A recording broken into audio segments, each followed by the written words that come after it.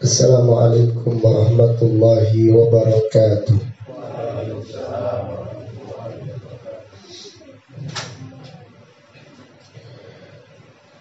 Innal hamdalillah nahmaduhu wa nasta'inuhu wa nastaghfiruh wa na'udzu billahi min shururi anfusina wa min sayyiati a'malina. Man yahdihillahu fala mudilla lahu wa man yudlil fala hadiya lahu. Wa ashhadu an la ilaha illallah wahdahu la syarika lahu wa ashhadu anna Muhammadan abduhu wa rasuluh.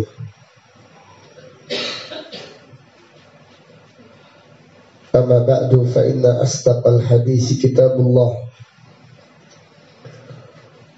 wa khairal hadi hadi Muhammadin sallallahu alaihi wasallam wa syarrul umuri muhdatsatuha wa kullu muhdatsatin bid'ah wa kullu bid'atin dalalah wa kullu dalalatin finnar. Allahumma faqihna fid din. Allahumma inna nas'aluka ilman nafi'ah wa rizqan thayyibah wa amalan mutaqabbalah. Allahumma inna na'udzu bika min ilmin la yanfa' wa min qalbin la yakhsha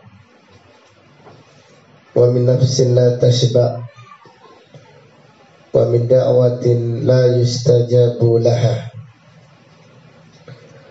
Alhamdulillah, pada malam yang berbahagia ini, malam Ahad tanggal 23 bulan Syawal tahun 1444 Hijriah, dengan izin Allah Ta'ala kita melanjutkan kembali kajian kitab Al-Aqidah Al-Wasithiyah yang ditulis Syekhul Islam Ibnu Taimiyah rahimahullah rahmatan wasi'ah. Pada malam ini kita memulai kajian dengan membacakan firman Allah surat Az-Zukhruf ayat berapa ya ikhwan?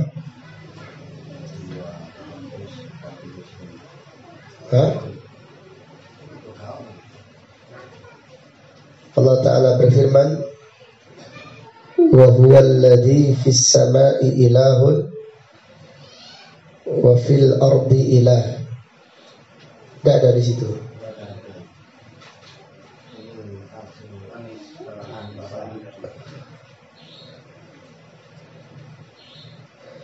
Allah Ta'ala berfirman surat Zukhruf. Kena bawa Al-Quran. Wa huwa alladhi fis sama'i ilahun. Sana bawa, coba ada Al-Quran.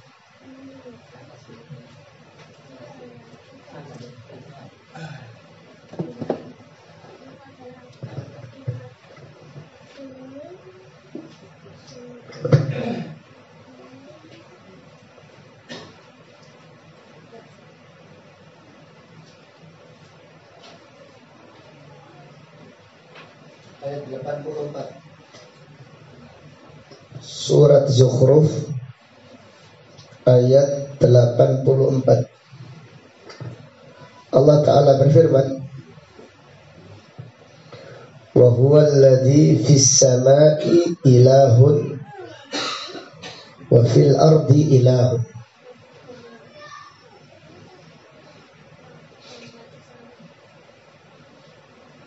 Coba baca terjemahnya Bang Mutawatir.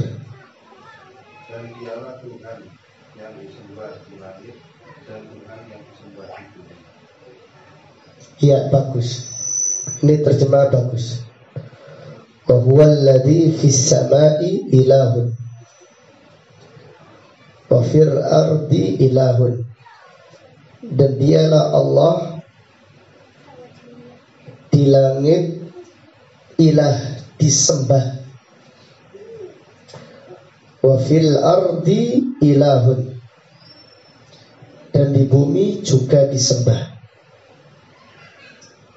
Ini tafsir yang sahih, makna yang sahih. Wa huwa alladzi fis sama', dialah Allah di langit, ilahun ay ma'budun. Wa huwa alladzi fis sama'i ilahun, dialah Allah di langit ilah, yang artinya ma'budun.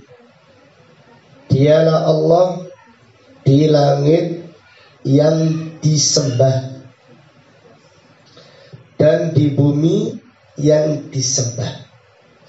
Artinya Allah disembah di langit dan disembah apa? Di bumi. Ayat ini tidak menjelaskan Allah itu di langit dan di bumi. Jadi sebagian ahlul bid'ah memahami ayat ini dan mereka mengatakan Allah itu di langit dan di bumi. Artinya Allah ada di mana-mana. Dan ini adalah akidah yang sesat, akidah yang menyimpang. Allah itu di atas langit, di atas ars. Ilmunya di setiap tempat. Allah itu di atas ars. Wa ilmuhu fi kulli makan, dan ilmunya di setiap tempat, ilmunya di mana-mana. Jadi memahami ayat ini, wa huwal ladzi fis samai ilahun, dan dialah Allah di langit. Jangan berhenti, yang disembah. Jadi kalau kita membaca Al-Quran, wa huwal ladzi fis sama', berarti di sini artinya Allah itu di langit. Wa fil ardi, dan Allah juga di bumi.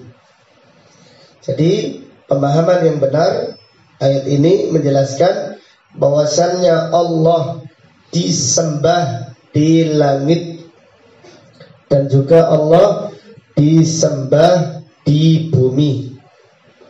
Adapun zatnya Allah di atas ars, dan ilmunya Allah di mana-mana. Adapun pernyataan bahwasannya Allah di mana-mana, ini adalah akidah yang sesat. Berarti Allah ada di tempat yang bersih dan Allah berada di tempat yang kotor. Akidah yang sesat. Ini adalah akidah yang menyimpang dari akidah Ahlus Sunnah wal Jamaah. Kesimpulannya, Allah Subhanahu wa ta'ala di atas ars, dan ilmunya di mana-mana. Ilmunya di setiap tempat.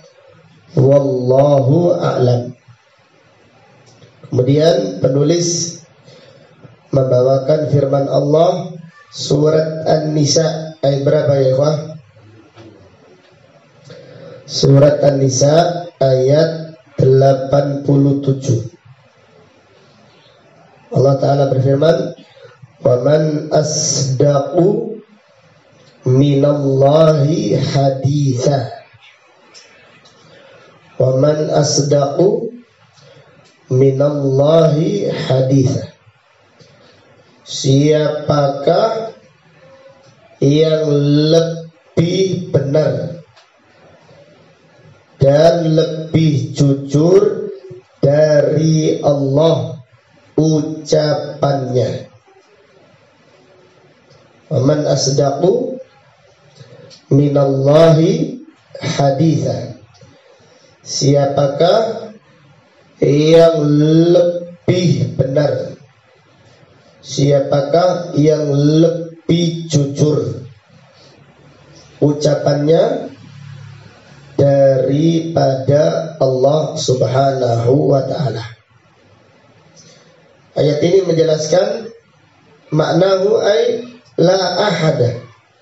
Artinya tidak ada siapapun juga asdaqu minallah, yang lebih benar daripada Allah, fi hadithihi, di dalam ucapannya, wa khabarihi, dan beritanya, wa wa'dihi wa wa'idihi, di dalam janjinya dan ancamannya. Jadi makna ayat ini la ahada, tidak ada siapapun juga asdaqu minallah, yang lebih benar daripada Allah, fi hadithihi, di dalam ucapannya, wa khabarihi, di dalam beritanya, wa wa'dihi, dan janjinya, wa wa'idihi, serta ancamannya. Rasulullah sallallahu alaihi wasallam bersabda, inna asdaqal hadisi kitabullah. Sesungguhnya ucapan yang paling benar adalah kitabullah. Sesungguhnya perkataan yang paling benar adalah kitabullah. Ayat ini menjelaskan bahwasannya Allah disifati dengan sifat al-kalam. Ayat ini menjelaskan bahwasannya Allah disifati dengan sifat al-kalam. Jadi Allah berbicara, Allah berkata. Allah Subhanahu wa ta'ala berbicara, dan ini adalah sifat yang sempurna. Dan ini adalah sifat yang sempurna. Karena yang tidak berbicara itu cacat. Yang tidak berbicara itu cacat, tidak sempurna. Dan Allah Ta'ala Maha suci dari sifat yang tidak sempurna. Allah Maha suci dari sifat kurang dan sifat yang cacat. Maka kita mengimani Allah Subhanahu wa ta'ala disifati dengan sifat berbicara. Allah Subhanahu wa ta'ala disifati dengan sifat kalam sesuai dengan kebesarannya, keagungannya, dan kesempurnaannya. Dan kita wajib mencintai sifat-sifatnya Allah. Kita wajib mencintai sifat-sifatnya Allah Subhanahu wa ta'ala. Kemudian ayat berikutnya, surat An-Nisa ayat berapa ya ikhwan? 122. Allah Ta'ala berfirman, wa man asdaqu minallahi qila. Dan siapakah yang lebih benar daripada Allah ucapannya? Artinya tidak ada seorang pun yang lebih benar daripada Allah ucapannya dan beritanya. Ayat ini menjelaskan bahwasannya Allah disifati dengan sifat ucapan. Allah berbicara. Allah Subhanahu wa taala berbicara dengan suara yang didengar dan dengan huruf yang difahami. Allah Subhanahu wa taala berbicara. Allah disifati dengan sifat kalam. Artinya Allah berbicara dengan suara yang didengar. Jadi para nabi mendengarkan. Seperti Nabi Musa alaihissalam. Nabi Musa alaihissalam mendengarkan firman Allah. Malaikat Jibril mendengarkan firman Allah secara langsung. Kemudian disampaikan kepada Nabi Muhammad sallallahu alaihi wasallam. Jadi Allah Subhanahu wa taala berbicara sesuai dengan kebesarannya dan keagungannya. Dan sifatnya Allah tidak sama dengan sifatnya apa? Makhluk. Karena makhluk banyak kekurangannya serta banyak kelemahannya. Sedangkan semua sifat Allah adalah sifat yang sempurna. Maka kita wajib menetapkannya untuk Allah Subhanahu wa ta'ala. Kemudian penulis membawakan firman Allah surat Ali Imran. Benar ya Ikhwan?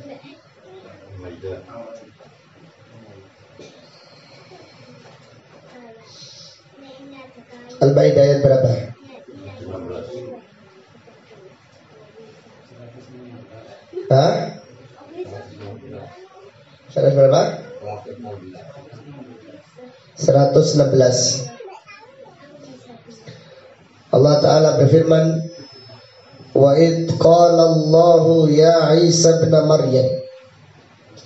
Dan ingatlah tatkala Allah berfirman, salah di situ ya. 110 Surat Al-Maidah ayat 110. Surat Al-Maidah ayat 110. Allah Ta'ala berfirman, dan ingatlah ketika Allah berfirman kepada Nabi Isa alaihissalam, ya Isa ibna Maryam. Ingatlah ketika Allah berbicara, ketika Allah berkata kepada Nabi Isa alaihissalam, ya Isa ibna Maryam. Surat Al-Maidah ayat 110. Ayat ini dibawakan oleh penulis rahimahullah untuk menetapkan sifat berbicara untuk Allah. Ayat ini dibawakan oleh penulis rahimahullah untuk menjelaskan, untuk menetapkan isbatul qawli lillahi subhanahu wa ta'ala, untuk menetapkan sifat berbicara untuk Allah subhanahu wa ta'ala, wa annahu yaqulu mata sya'a idza sya'a, dan Allah berbicara kapanpun Allah menghendakinya, kepada siapa yang dikehendakinya. Allah berbicara. Maka penulis pada ayat-ayat berikutnya menyebutkan tentang sifat al-kalam lillah, wa annahu birharfin wa sautin. Dan firman-Nya Allah, perkataannya Allah, ucapannya Allah itu dengan suara yang didengar dan dengan huruf yang apa? Difahami. Dan ini adalah bantahan kepada yang mereka ahlul bid'ah yang mengatakan ucapannya Allah itu makna an-nafsi yang tidak didengar.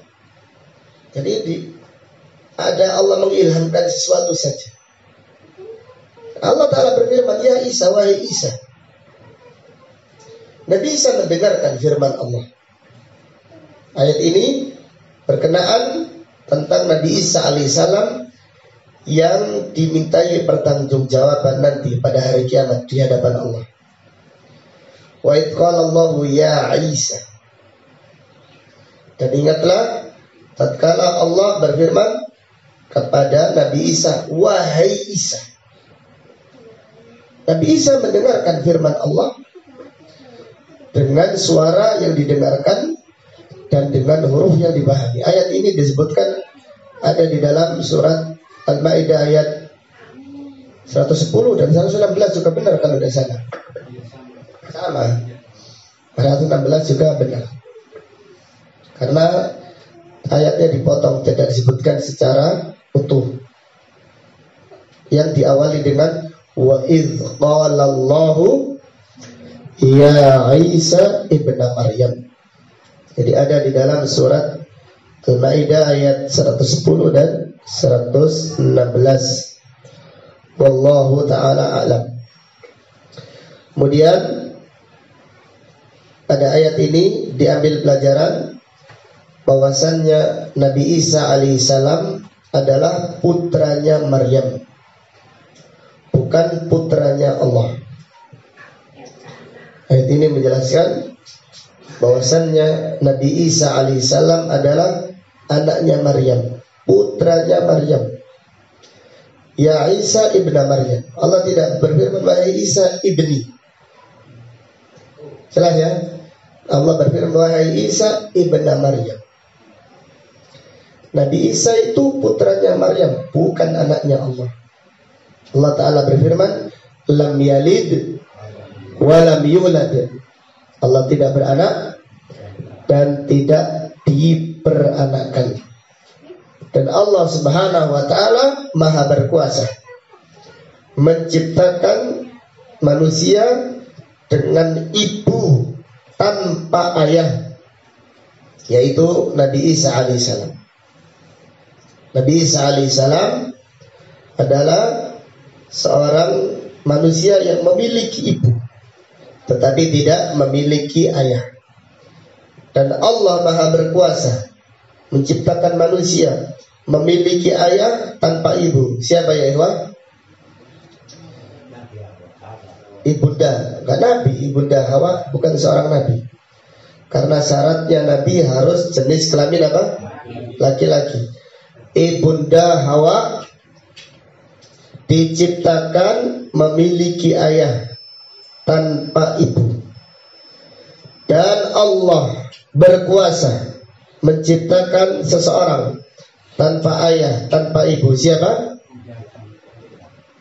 Nabi Adam alaihissalam, tanpa ayah dan tanpa ibu. Adapun Nabi Khadir memiliki ayah dan memiliki ibu. Semua selain tiga ini biasa, seperti manusia pada umumnya. Nabi Khadir memiliki ayah dan memiliki apa? Ibu. Nabi Musa memiliki ayah dan Nabi ibu memiliki ibu. Adapun Nabi Adam alaihissalam tidak memiliki ayah dan tidak memiliki ibu. Allah Ta'ala berfirman, Inna mathala Isa indallah kamathali Adam khalaqahu min turab thumma qala lahu kun fayakun. Sesungguhnya perumpamaan Nabi Isa alaihissalam seperti perumpamaan Nabi Adam. Allah menciptakannya dari tanah Kemudian Allah berfirman kepadanya, kun fayakun, jadilah, maka jadilah. Kemudian penulis rahimahullah membawakan firman Allah surat Al-An'am. Ya benar. Ayat berapa?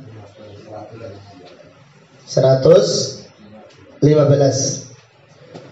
Surat Al-An'am ayat 115. Allah Ta'ala berfirman, wa tammat kalimatu rabbika sidqan wa adla la mubaddila li kalimati wa huwas sami'ul alim.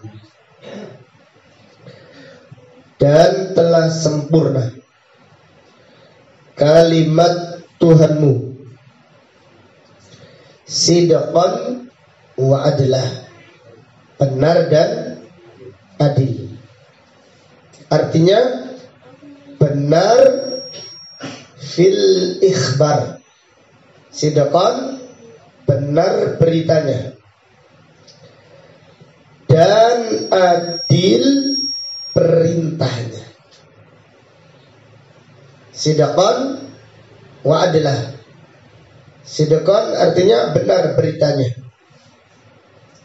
Karena Al-Quran seluruhnya mengandung keyakinan.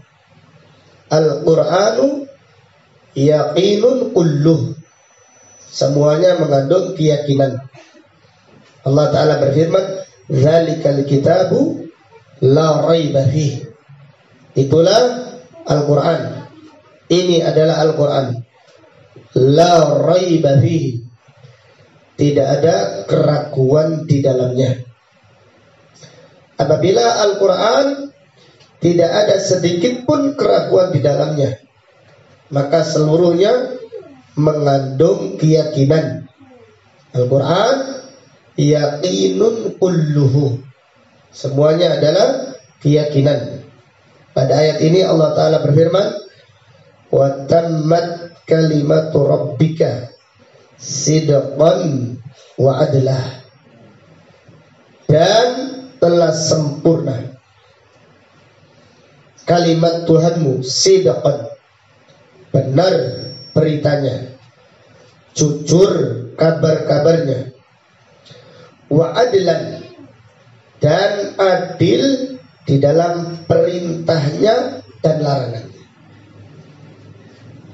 Jadi tidaklah Allah memerintahkan sesuatu untuk mengambil manfaat dari perintah tersebut. Jadi Allah tidaklah memerintahkan sesuatu kecuali itu mengandung maslahat untuk hamba-hambanya. Dan tidaklah Allah melarang sesuatu kecuali larangan yang dilarang oleh Allah ini mengandung bahaya dan mengandung madarat untuk hamba-hambanya. Maka Allah Ta'ala berfirman, wa adlah, perintahnya Allah itu adil, larangannya Allah itu adil. Karena perintah Allah mengajak kepada kebaikan secara sempurna atau kebanyakannya, dan larangan Allah mengajak hamba-hambanya untuk menghilangkan kerusakan, untuk menghindari kemudaratan atau menguranginya. Jadi tidak sama dengan seorang raja dunia yang memerintahkan sesuatu, bisa jadi perintahnya itu untuk maslahat kerajaannya, bisa jadi melarang sesuatu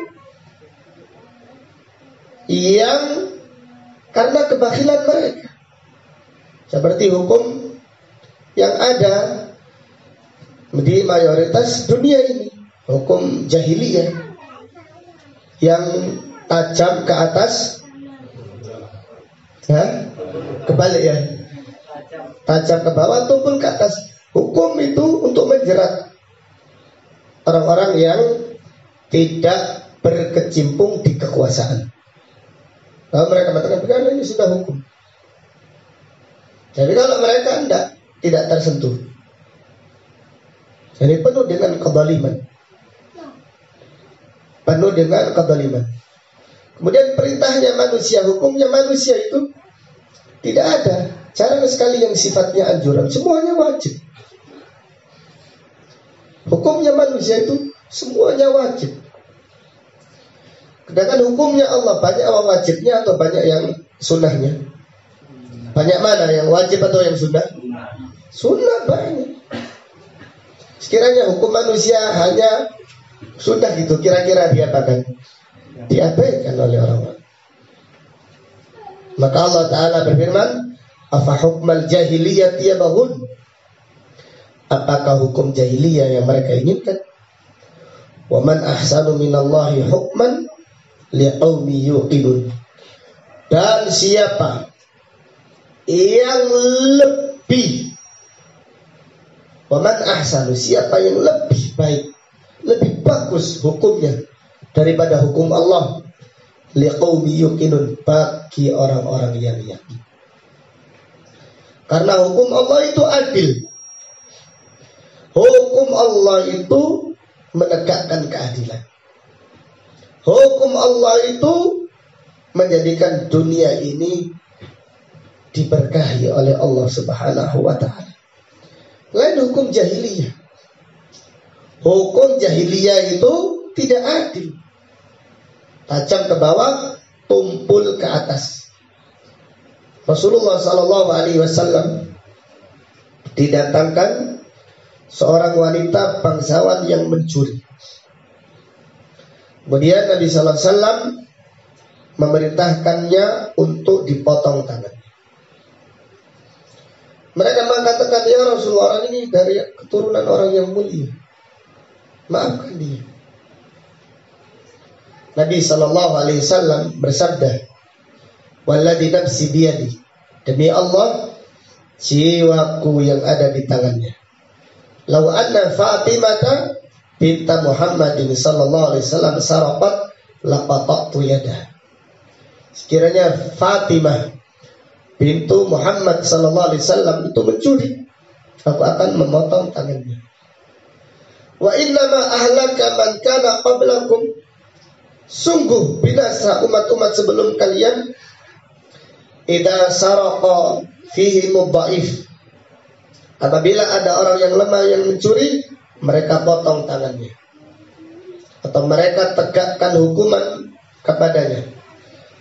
Wa idza saraqa fihi musyarif tarakuhu, tapi kalau ada orang yang mencuri yang dari keturunan bangsawan, seperti koruptor sekarang keluar dari penjara menjadi public figure lagi, menjadi pejabat atau menjadi tokoh masyarakat lagi. Wa idza saraqa fihi musyarif tarakuhu, kalau ada orang yang mulia yang mencuri, mereka membiarkan. Maka Nabi sallallahu alaihi wasallam menegakkan keadilan, lalu wanita tersebut dipotong tangannya. Aisyah radhiyallahu anha bercerita, laqad tabat wa hasunat taubatuha. Wanita tersebut bertaubat dan memperbagusi taubatnya dan selalu mendatangi rumahnya Rasulullah sallallahu alaihi wasallam. Jadi hukum Islam itu hukum yang adil, sidqan wa adlah. Sidqan fil akhbar, di dalam beritanya, dan adil di dalam perintah serta larangannya, dan syariat-syariatnya serta hukum-hukumnya. La mubaddila li kalimati, la mubaddila li kalimati, tidak ada seorang pun yang merubah kalimat-kalimatnya Allah. Kalimat Allah ada dua makna. Yang pertama, kalimat al-kauniyah, Kalimat Allah yang pertama adalah kalimat kauniyah, kalimat takdir. Jadi tidak ada yang bisa merubah kalimat Allah. Yang pertama adalah kalimat kauniyah, artinya kalimat takdir. Di dalam doa kita membaca doa a'udzu bikalimatillahi tammat min syarri ma khalaq. Aku berlindung dengan kalimat Allah yang sempurna dari kejahatan makhluknya. Aku berlindung dengan kalimat Allah, artinya kalimat Allah yang di Lauhil Mahfuz, yaitu kalimat kauniyah, kalimat takdir. Sekali lagi, kalau kita membaca doa a'udzu bikalimatillahi tammat min syarri ma khalaq.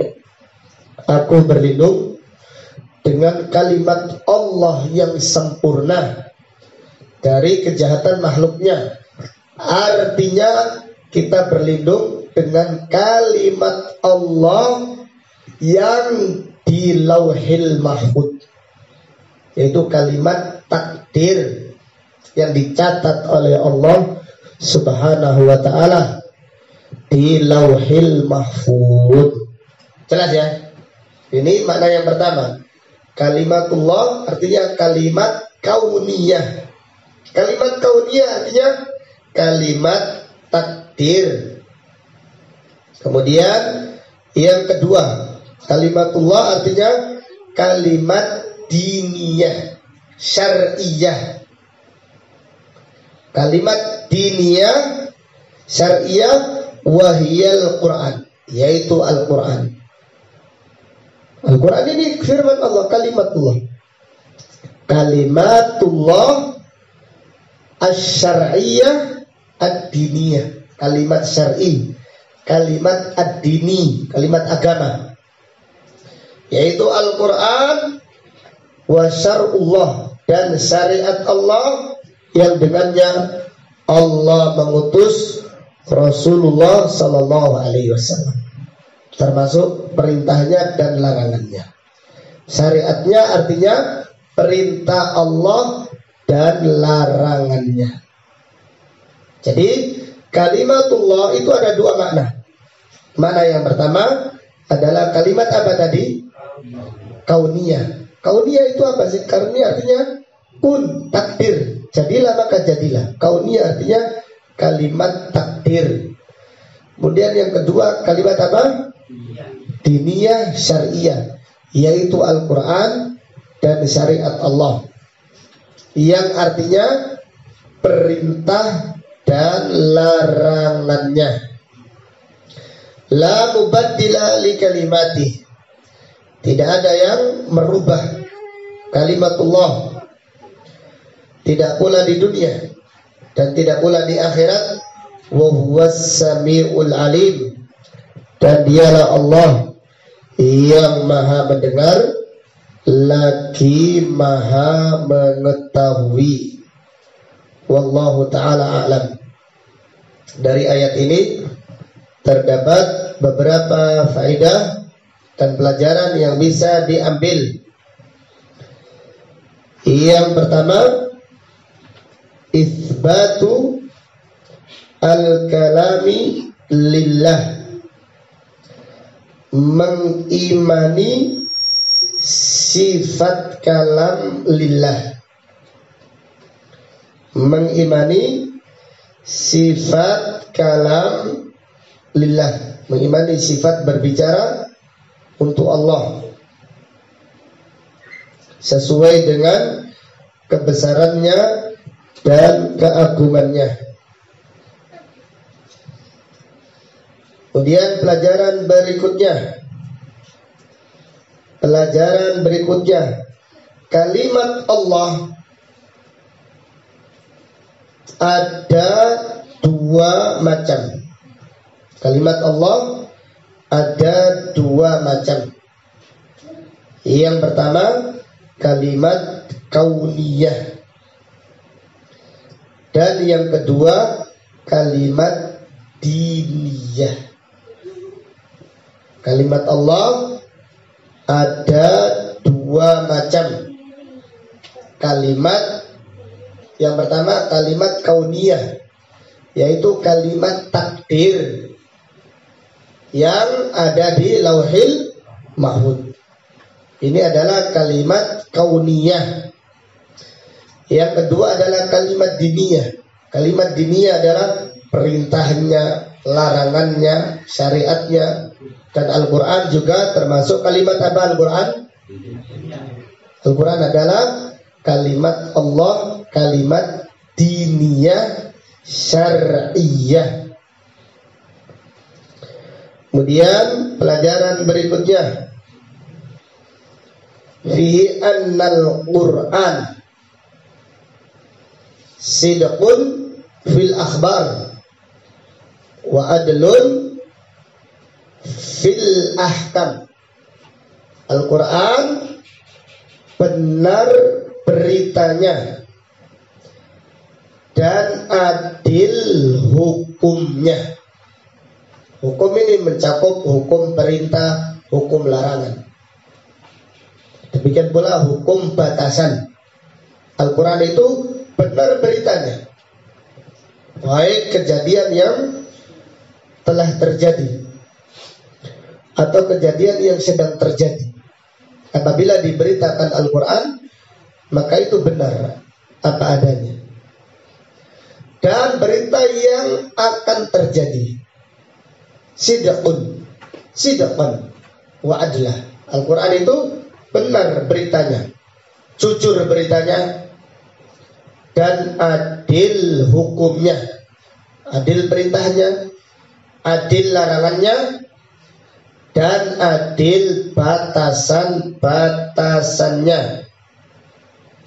Kemudian pelajaran berikutnya, anna syari'ata la tukhalifu al-aqla. Anna an-naqla la yukhalifu al-aqla.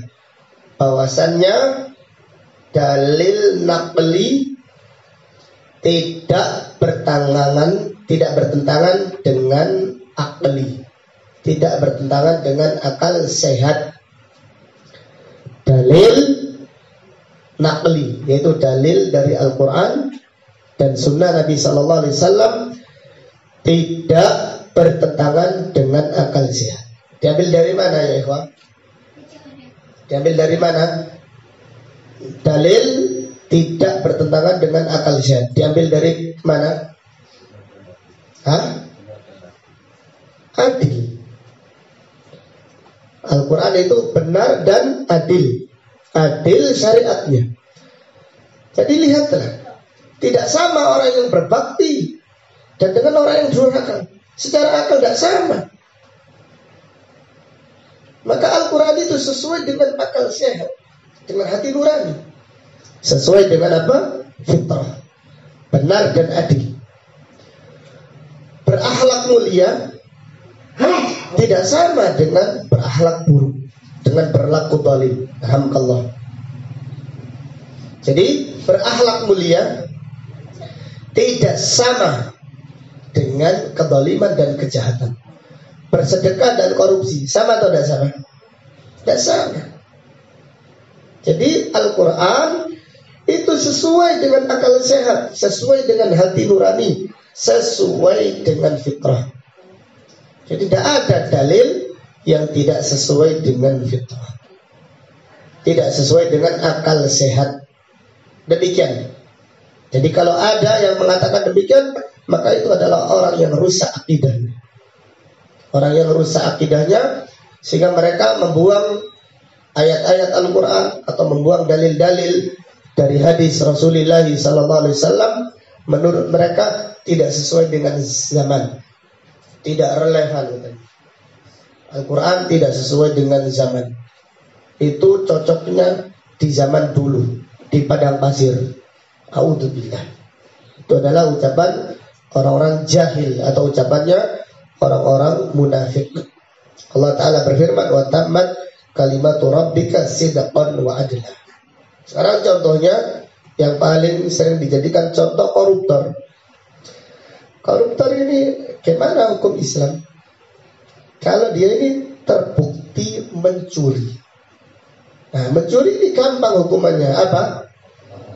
Potong tangannya, selesai sudah. Jadi dipotong tangannya.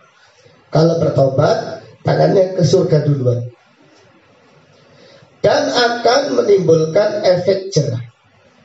Tapi kalau koruptor di penjara, keluar dari penjara, nyalek lagi nanti. Tahun 2024 akan kampanye lagi. Tidak punya malu, urat malunya sudah hilang. Karena hukum manusia itu tidak memberikan efek jerah. Kemudian perampok di penjara, narkoba di penjara, malah dijual beli.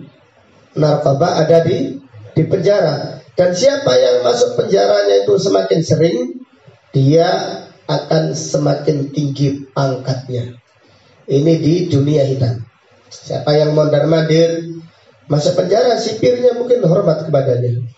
Sipir penjara pun hormat kepadanya. Nah, ini hukum manusia. Lain halnya dengan hukum Allah. Apabila ditegakkan, akan memberikan efek jerah. Allah Ta'ala berfirman, walakum fil qisasi hayatun ya ulil albab la'allakum tattaqun. Di dalam menegakkan hukum qisas terdapat kehidupan. Terdapat kehidupan yang tentram. Jadi subhanallah. Jadi saya di Bahrain. Padahal Bahrain itu tidak seperti Arab Saudi. Namun kena kecipratan amannya. Kena kecipratan keamanannya. Jadi di Bahrain itu anak kecil jam 1 itu berjalan di klub-klub itu biasa. Tidak takut genderuwo, tidak takut pocongan, tidak takut apa-apa. Kita ini senang, tapi di sisi lain sedih. Karena isopo pergi-pergi kok jamnya ini kok keluyuran gitu. Jadi kita itu senang dan sedih. Sedih kok jamnya ini karena orang Arab itu kalau malam Sabtu atau malam Jumat gitu, malam libur itu semakin malam semakin ramai. Ya berkadang sepanjang malam, besoknya tidur semuanya. Itu umumnya seperti itu, kebanyakannya. Dan banyak mahasiswa yang belajar di Timur Tengah punya kebiasaan demikian. Pulang-pulang ke Indonesia jadi kelalawar. Pulang-pulang ke Indonesia jadi kelalawar kalau malam tidak bisa tidur. Kalau setelah sholat subuh tidurnya nyenyak sekali. Demikian, naudzubillah. Jadi kesimpulannya, hukum Allah itu apabila diterapkan akan memberikan efek keadilan. Nabi SAW bersabda, iqamatul hudud khairun minal matari arba'ina yauman. Menegakkan hukum Allah apabila ditegakkan, contohnya orang yang mencuri dipotong tangannya, atau tidak perlu digantung di Monas, potong saja tangannya. Kalau digantung ini kedoliman, karena pencuri tidak dibunuh, cuma dipotong tangannya. Kalau ditegakkan, menegakkan iqamatul hudud ala wajil ard, itu lebih baik, lebih berkah daripada hujan 40 hari. Artinya hujan yang membawa berkah, ya, bukan hujan yang membawa banjir. Subhanallah. Jadi menegakkan hukum Allah di muka bumi lebih berkah daripada hujan 40 hari. Yaitu hujan yang menumbuhkan tanaman-tanaman, bukan hujan yang membawa banjir. Kesimpulannya, bahwasannya syariat itu tidak bertentangan dengan akal yang sehat. Nah, syariat itu sesuai dengan hati nurani, sesuai dengan fitrah. Mereka yang gemerlap dunianya tidak merasakan kebahagiaan. Jadi anak mereka durhaka, suami tidak hormat, tidak sayang pada istrinya, istri tidak hormat pada suami. Apa artinya? Mereka berfoya-foya, iya, tapi kebahagiaan tidak didapatkan. Kebahagiaan yang hakiki bagi siapa yang dekat dengan Al-Quran, dekat dengan mengamalkan perintah Allah subhanahu wa ta'ala. Wallahu ta'ala a'lam. Kemudian ayat berikutnya surat An-Nisa ayat berapa ya Ikhwan? 164. Allah Ta'ala berfirman, wa kallamallahu Musa taklima. Dan Allah berbicara dengan Nabi Musa alaihissalam dengan sebenar-benarnya. Jadi ayat ini menjelaskan Allah berbicara dengan Nabi Musa alaihissalam secara langsung. Nabi Musa alaihissalam mendengarkan firman Allah. Jadi Al-Quran itu firman Allah. Bukan seperti yang ada di pujian setiap sore sebelum maghrib. Al-Quran kalamun qadim, wahyuni mulia. Al-Quran qadim. Jadi orang-orang Asy'ari mengatakan Al-Quran itu firman Allah. Ya, tapi yang ada di Lauhil Mahfuz. Artinya mereka mengatakan Allah itu tidak berfirman kepada malaikat Jibril, lalu malaikat Jibril mendengar firman-Nya Allah dengan suaranya. Kemudian malaikat Jibril memahami, kemudian malaikat Jibril menyampaikannya kepada Nabi Muhammad sallallahu alaihi wasallam. Jadi menurut mereka Al-Quran itu firman Allah, kalamun qadim, yang di Lauhil Mahfuz. Malaikat Jibril memahaminya. Kemudian malaikat Jibril menyampaikannya kepada Nabi Muhammad sallallahu alaihi wasallam. Ini akidah yang menyimpang. Allah itu berbicara kapanpun Allah menghendakinya kepada siapapun. Seperti di dalam hadis Nabi sallallahu alaihi wasallam bersabda, "Innallaha idza ahabba qauman nada Jibril." Apabila Allah mencintai seseorang, Allah memanggil malaikat Jibril. Allah berfirman, "Ya Jibril, inni uhibbu fulanan." Wahai Jibril, aku mencintai fulan. Fa ahibbahu, cintai fulan wahai Jibril. Lalu malaikat Jibril mencintai fulan tersebut. Kemudian malaikat Jibril memanggil malaikat yang ada di langit. Innallaha habba fulanan fa ahibbuhu. Wahai malaikat-malaikat yang ada di langit, sesungguhnya Allah mencintai fulan. Cintailah fulan.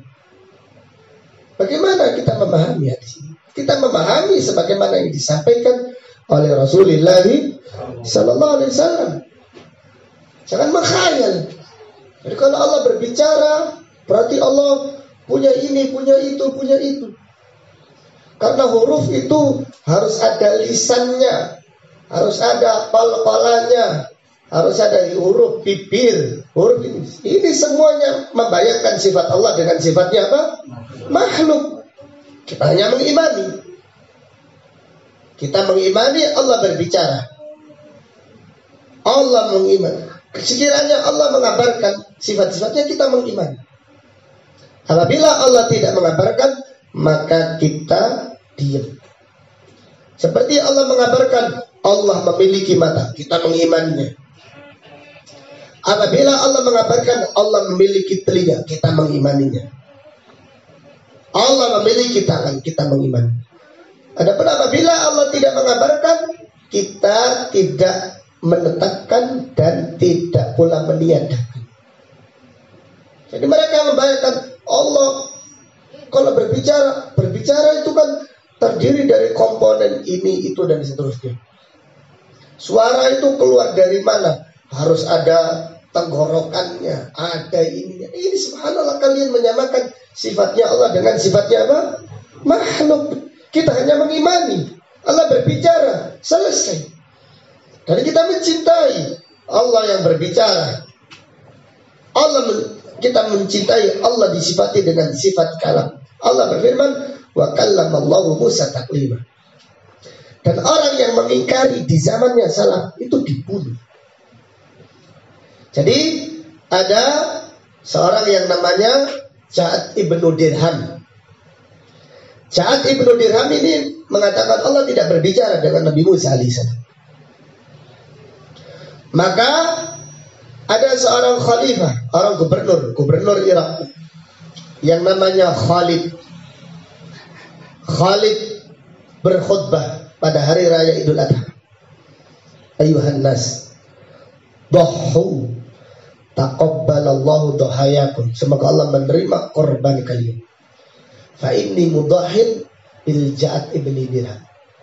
Aku hari ini berkorban menyembelih Ja'ad ibnu Dirham.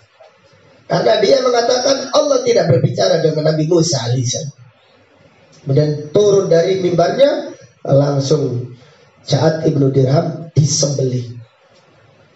Jadi kita membayangkan gitu saja kok marah luar biasa. Subhanallah, merubah akidah itu fatal. Merubah Al-Quran. Merubah Al-Quran itu perkara yang mungkar. Allah berfirman, wa kallamallahu Musa taklima. Allah berbicara dengan Nabi Musa. Kok Anda mengatakan tidak? Maka ini bagi ulama salaf, mereka itu marah besar. Kita ini marah kalau dunia kita diambil. Imam Malik ketika ditanya, kaifa istawa, bagaimana Allah bersemayam di atas itu? Opo bersemayam itu opo? Bagaimana bersemayamnya? Imam Malik menundukkan kepalanya sampai keluar keringat, sak jagung-jagung keluar keringat, merah wajahnya, marah besar. Lalu Imam Malik berkata, al-istiwa'u ma'lum. Allah bersemayam itu diketahui maknanya. Wal kaifu majhul. Bagaimananya tidak diketahui. Wal imanu bihi wajib. Mengimaninya hukumnya apa?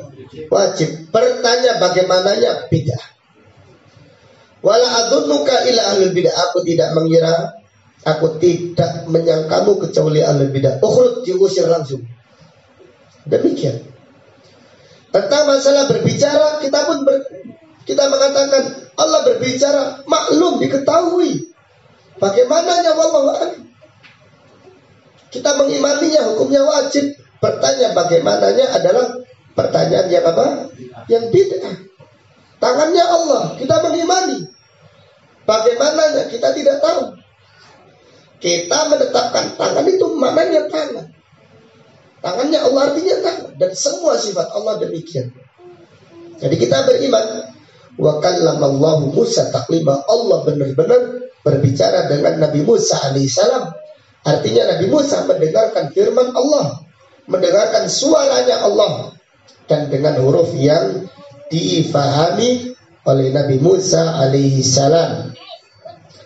Allah Ta'ala berfirman, surat Al-Baqarah ayat 253 ya, 52. 2 atau 3? 253. Allah Ta'ala berfirman, minhum man kallamallah. Di antara para nabi dan para rasul ada yang diajak berbicara Allah secara langsung, seperti Nabi Musa alaihissalam, seperti Nabi Muhammad sallallahu alaihi wasallam pada waktu apa ya Ikhwah? Isra dan Mi'raj, seperti Nabi Adam alaihissalam dan yang lainnya. Jadi terkadang Allah berbicara kepada para nabi dan para rasul melalui malaikat Jibril dengan perantara. Dan kadang-kadang Allah berbicara kepada para nabi dan para rasul secara langsung, seperti Nabi Musa alaihissalam. Jadi Nabi Musa alaihissalam adalah nabi yang paling sering diajak berbicara oleh Allah secara langsung. Sehingga pada hari kiamat orang-orang beriman mendatangi Nabi Musa. Wahai Musa, Allah mensucikanmu, Allah berbicara kepadamu secara langsung. Ini menunjukkan keagungan atau kemuliaan Nabi Musa alaihi salam. Jadi Allah berbicara kepada Nabi Musa alaihissalam secara langsung. Demikian pula Allah berbicara kepada para malaikat, kepada malaikat Jibril alaihissalam secara langsung. Allah berbicara kepada Nabi Adam, ya Adam, wahai Adam. Allah berbicara kepada ibunda Nabi Adam dan ibunda Hawa tatkala keduanya makan buah yang dilarang di surga. Allah Ta'ala berfirman, alam anhakuma antil kumas syajarah wa aqul lakuma inna syaitana lakuma aduwwum mubin. Bukankah aku melarang kalian dari makan buah yang ada di pohon ini? Dan bukankah aku telah mengatakan kepada kalian berdua bahwasanya syaitan adalah musuh yang nyata bagi kalian. Jadi Allah berbicara dengan ibunda Hawa, dengan Nabi Adam, keduanya mendengarkan firman Allah. Jangan bertanya bagaimana Allah berbicara, berarti demikian. Jangan menyamakan sifat Allah dengan sifatnya makhluk. Karena sifat Allah itu sempurna sesuai dengan kebesarannya dan keagungannya. Sedangkan sifat makhluk itu banyak kekurangannya, banyak kelemahannya. Jadi Allah Subhanahu wa taala berfirman secara langsung kepada Nabi Musa alaihissalam, kepada Nabi Muhammad sallallahu alaihi wasallam, dan kepada ibunda Hawa. Tambahan faedah. Nabi Adam alaihissalam ketika digoda oleh iblis untuk makan buah yang dilarang oleh Allah, Nabi Adam tidak terpengaruh. Kemudian iblis menggoda siapa? Ibunda Hawa. Kemudian ibunda Hawa menyarankan kepada Nabi Adam alaihissalam, sehingga Nabi Adam pun terpengaruh karena pengaruh istrinya. Ini menunjukkan faedah tipu daya istri lebih dahsyat daripada tipu daya siapa? Syaitan. Tipu daya istri itu lebih dahsyat daripada tipu daya syaitan. Allah Ta'ala berfirman, inna qaidakunna azim. Wahai wanita, tipu daya kalian itu dahsyat. Allah berfirman tentang tipu daya syaitan, inna qaida syaitani kana dha'ifah. Sesungguhnya tipu daya syaitan itu lemah. Dalam hadis Bukhari, Nabi sallallahu alaihi wasallam bersabda, laula Hawa ma khanatil mar'atu zaujaha. Kalau bukan karena ibunda Hawa, seorang istri tidak akan berani melawan suaminya. Jadi kadang-kadang istri itu melawan pada suami. Itu efek dari ibunda apa?